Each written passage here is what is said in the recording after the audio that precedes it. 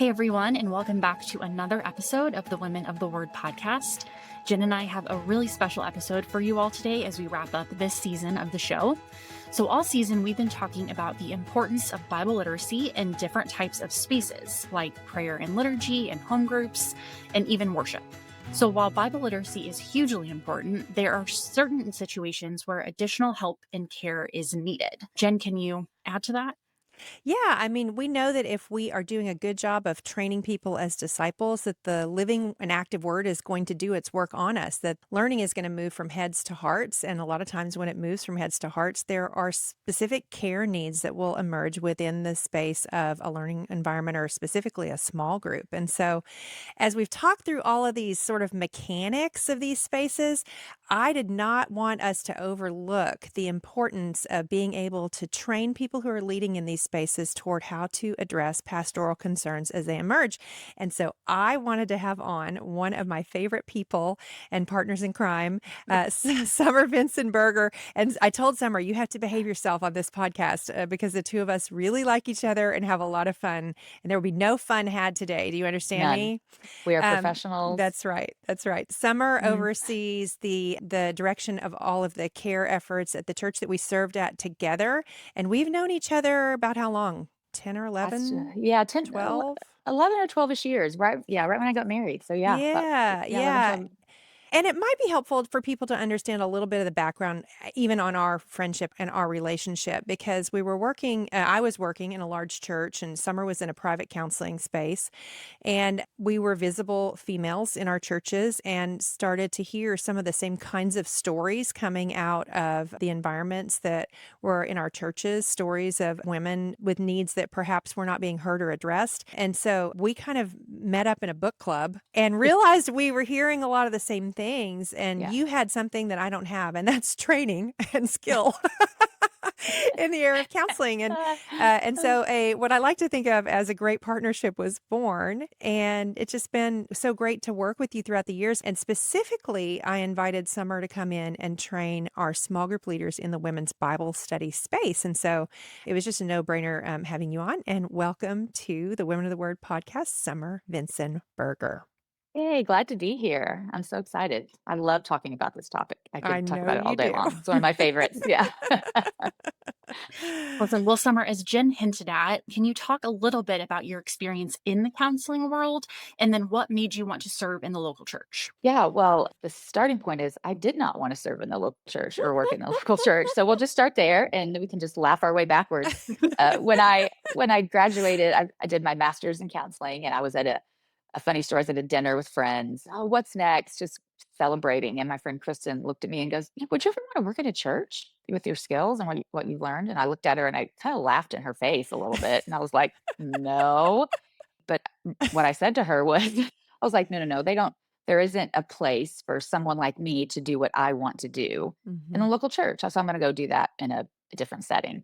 And then lo and behold, X amount of years later, the Lord had something else planned. And so it has been one of the joys of my life to serve the church in the capacity that I have. So my background is that in Texas, so I'm an LPC, licensed professional counselor supervisor, and I worked in outpatient settings providing care for adults. So typically 17, 18 and up individuals. And I focused on mood disorders, relationship issues, so codependency, boundary, family of origin issues. And then my specialty, where I like to spend a lot of my time, is trauma. Mhm. So recovery from childhood trauma or a traumatic event. And specifically, a lot of that ends up being domestic violence and abuse within marriages or intimate partner violence. And so that's my clinical professional history before I came to work at churches and with churches. So, and you've used the term of triage too, in terms of the Yeah. local church trying to discern what kinds of care people need. And I just remember one of the challenges that we would have in the church we served in was that there were people who had different expectations for the level of care or the depth of care that the local church could or should provide. There were people who expected nothing from us, and then there were people who expected everything from us. And how helpful it was that you began to articulate a clear set of expectations around what is reasonable and appropriate for the local church to do in that function. So that was really good to see. Yeah, scope of care Yeah. one of the biggest gifts that you can give your pastoral staff or a therapist is just knowing these are our limits. That's one And of the best gifts you can give. and for those who have listened to the whole season, what you just heard was something we've talked about in education spaces as well. Scope and sequence. It matters in all areas of ministry, and to see it implemented in a care space has been just incredibly helpful. Yeah. So, Summer, let's zoom in just a little bit, thinking more specifically about a Bible study setting. So, what kinds of situations most commonly rise to the surface in a women's Bible study setting? And then, once you talk about that, can you talk a little bit about how you've seen those issues addressed well, and then maybe some common ways that care goes sideways in that setting?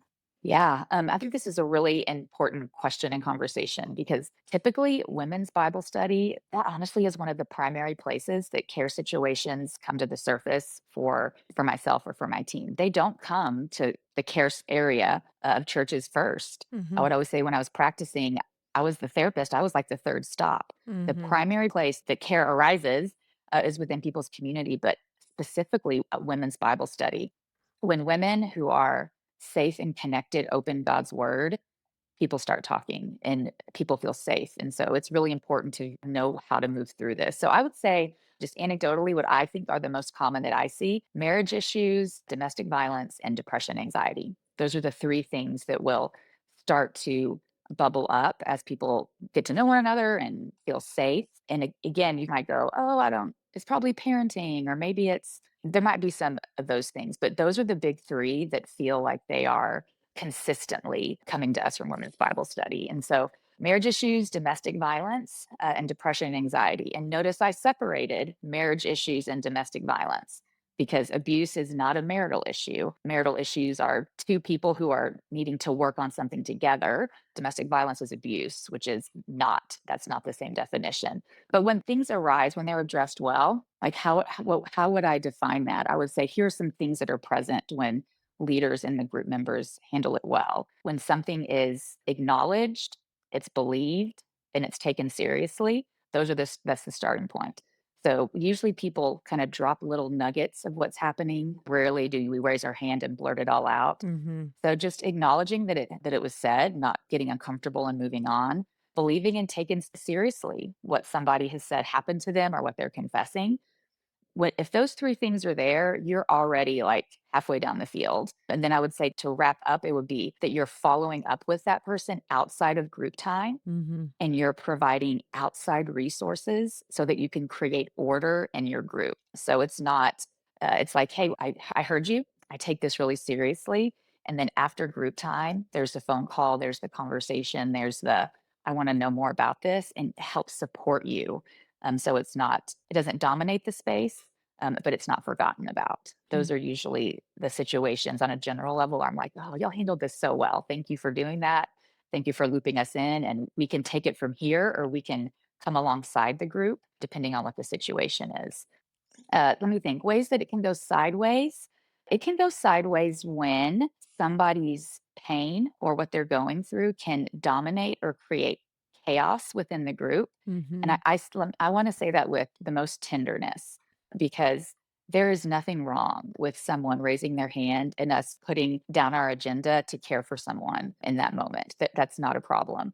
What I'm talking about is this group time eventually shifts into kind of maybe a group processing, a little therapy group, or when Mhm. no one else can receive care, connection, or learning because it has become something that isn't managed well by the leader. And so I say that with tenderness, right? We're not running we're here to learn, we're here with people, but that happens more than you would realize. Unsolicited advice or not holding confidence, those are two things. Good care just holds space and helps people to the next season. It's not, let me tell you what to do, or this is what I did, or you're not allowed to do that. You don't want to give unsolicited advice. You want to follow the lead of the person who needs help. And then not holding confidence, the minute we all know this, but let me just say it anyways.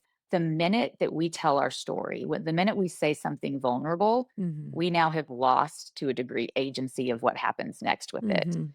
So that woman is trusting that now, if there's 10 women in the group, that 10 husbands don't know, and then 10, that it's like, okay, how do we hold this well? Um, is to honor the story and not use it as a way to create gossip or chaos. And then the theme that we've said over and over, it goes sideways when you try to handle things in-house and you don't Hmm. get the outside help that you need. So if there's domestic violence, if there's severe depression, it's going, hey, we don't need a specialist to come in and help. That's when it's well-meaning care creates a lot of harm and chaos for the person who needs support. Well, and we served in a church that's well resourced, had a lot of depth of resources for people. But I know this both as someone who's led a small group and as someone who's run a large format Bible study, that one of the biggest obstacles to a woman wanting to take on the responsibility of leading a small group is that some care issue may arise that just swallows the group whole, or that she's not sure what to do about it, and it takes up all of her time and energy trying to figure it out. And I know what an exhale we had among our leaders when they knew that there was someone that they could go to, either for help on how to handle it in a way that was appropriate to their role in the group, or how they could know how to get someone the help that they needed when the help fell beyond what the purpose of the group was.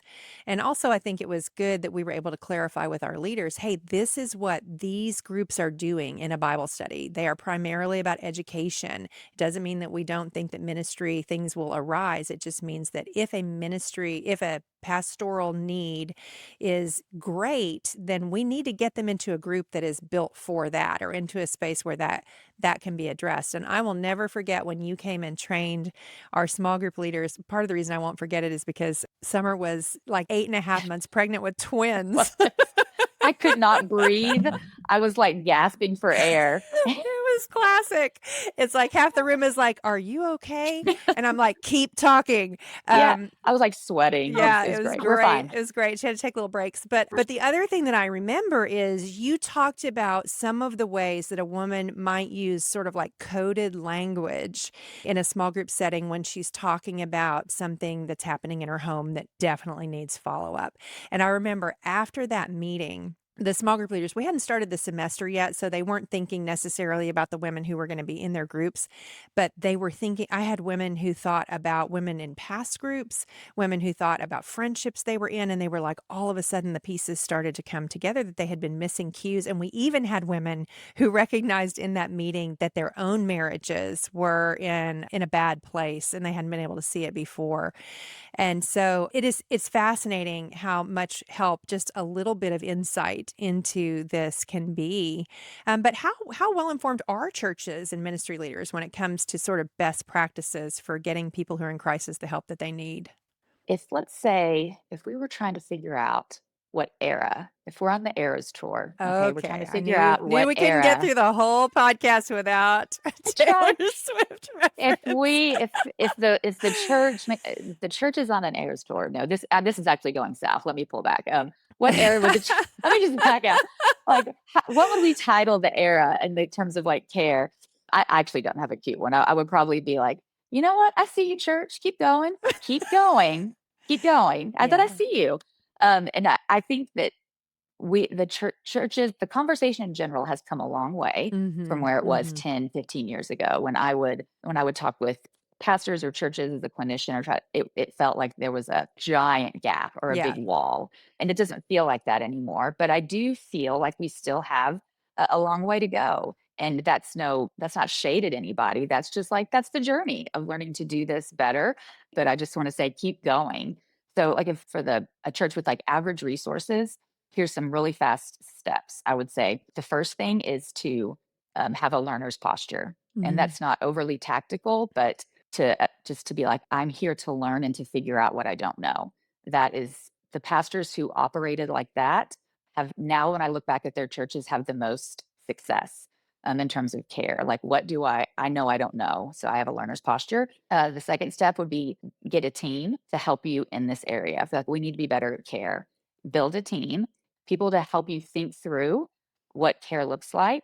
So have a learner's posture, get a team, ask your congregation what they need. Don't answer questions might not be their priority in terms of the culture that your church is in for care. What are you doing well? What do they think you need help on, or how can they help serve? So that's where your starting point is. That's good. And if you know the metaphor in scripture of the church as a body, this is an example of what Summer is talking about is it's a part of, she's an arm that knows how to do something that a foot or a hand doesn't know how to do. I do know that I hope that this will be an episode that some of the women listening might share with a pastor or someone who is on staff at a church who has the ability to impact this conversation church-wide. But I also would love to hear you talk about what would be first steps for a woman who is maybe leading a group in her home or who is leading a group in her church, but maybe isn't on the org chart, doesn't have access to rooms where this might be a bigger conversation. What are good first steps for her just to be able to be responsible to the women who she's serving? Yeah, I think the leaders of small groups have way more influence than they realize to create safety in their congregation. So you don't have to be a pastor to Hmm. have that kind of influence. I would say, if you're like, where do I start? I would say, here's some principles to start with when you have a group. Your primary principle is safety. And so when people are bringing up care needs or whether it's domestic violence or depression or whatever it is, the first principle you're thinking through is what does safety have to do with this? Is she safe? Are the kids safe? And not just like physical, but even as we're talking about this, is this a safe thing to be talking about in this group? So that's your primary principle. And then I think the next principle you would want to think through as a leader of what do I do next? Because I don't want leaders to feel like they have to be like they're like kind of like late. They're counseling like a process group. So you want safety as your principle. Your next principle is just, I would say, just think about how to create. Okay, this is going to sound a little woo woo, but think about how to create healthy energy in the group. And so that might sound woo woo, but I think we all kind of know what I mean. It's like, so you have safety, and then in that group, you want confidentiality. You want to pace your group on how you're talking about things, and then creating like verbal reminders of if I always say at the end of everything, if this brought something up for you, here's what you can do next. And no one ever acknowledges it, but it's like, you can call me afterwards. The church has a list of counselors you can call the Hmm. front desk. And so, safety, creating healthy energy, confidentiality, verbal reminders. But I always tell leaders, take the pressure off of yourself to know what to do or know what to say perfectly in the moment. Is everyone safe? How do we have confidentiality? And then where do I tell them to go next? And those three things usually can help you move through the group to get to the end to call the next person you need to call. Does that feel helpful, Jen, or is there anything you want me to Yeah. flesh out? No, that's fantastic. And I just need to say again, first of all, I'm just so grateful for the work that I have watched you do in the local church. Summer, you could have had a long and fruitful career elsewhere, and I know you are doing really good work to have been a lay leader myself for so many years, and what I would have given to have had someone like you in my church 25 years ago who was talking about these things and helping us to help those who we have influence over or access to. And so I've seen you do this. I've seen you train lay leaders, not just say this is something that we have to, ship out the door, but these are things that are appropriate for lay leaders to know about and care about. And my level of stress and anxiety around leading women dropped off significantly once I knew that we could get them to actual help, whether that was short term or long term, and that our lay leaders were going to be able to serve to the level that was appropriate for the job that we had asked them to do in the first place. And I've seen you do this like in ways that are beautiful and in ways that are sustainable over the long term that can become a part of the culture of a church. And so you are a person who is very encouraging to me. And you've Thank also been you. really well behaved on this podcast. So I've I been feel such an adult, so I professional. feel really glad about that too. And I need you guys to know, like, one of the things I love about Summer is she has serious work to do, and she's great about not taking herself too seriously. that's fair. That's a fair Fair. statement. Summer, I just will echo what Jen said. Thanks so much for being here. This was really insightful, and we're just glad that you were willing to join us today. And for our listeners, be sure to tune in next week for a bonus episode. That's right, the season isn't over just yet. It's going to be a great one. You won't want to miss it. We'll see you then.